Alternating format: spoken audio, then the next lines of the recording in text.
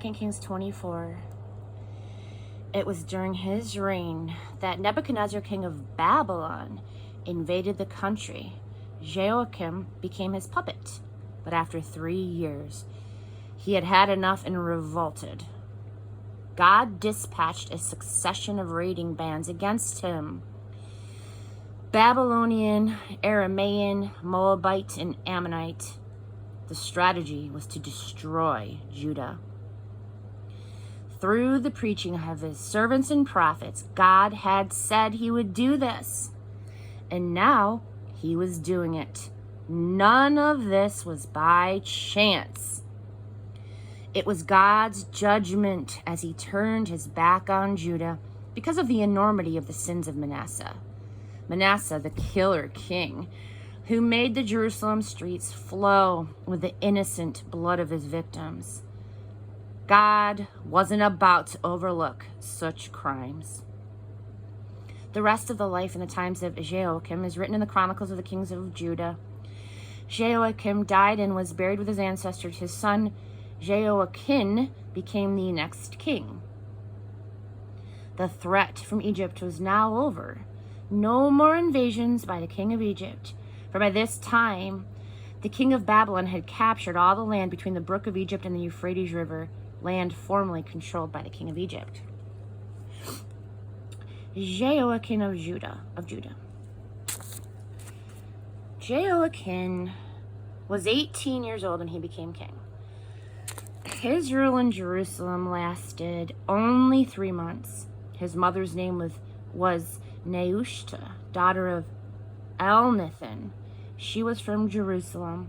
In God's opinion, he also was an evil king, no different from his father. The next thing to happen was that the officers of Nebuchadnezzar, king of Babylon, attacked Judah and put it under siege. While his officers were laying siege to the city, Nebuchadnezzar, king of Babylon, paid a personal visit. And Jehoiakim, king of Judah, along with his mother, officers, advisors, and government leaders, surrendered.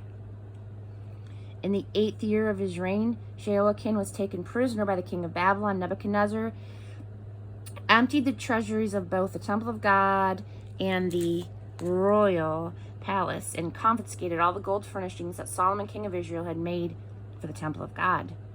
This should have been no surprise. God had said it would happen. And then he emptied Jerusalem of people, all of its leaders and soldiers, all of its craftsmen and artisans. He took them into exile, something like 10,000 of them. The only ones that he left were the very poor. He took Jehoiakim into exile to Babylon. With him, he took the king's mother, his wives, his chief officers, the community leaders, anyone who was anybody, in round numbers, 7,000 soldiers plus another 1,000 or so craftsmen and artisans, all hurried off into exile in Babylon.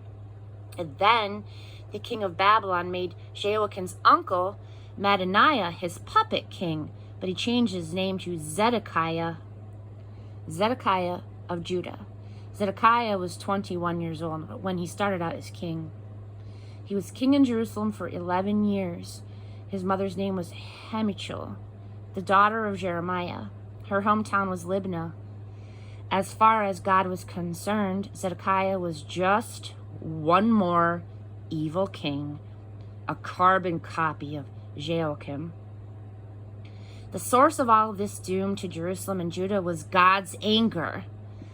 God turned his back on them as an act of judgment. Amen. And then Zedekiah revolted against the king of Babylon.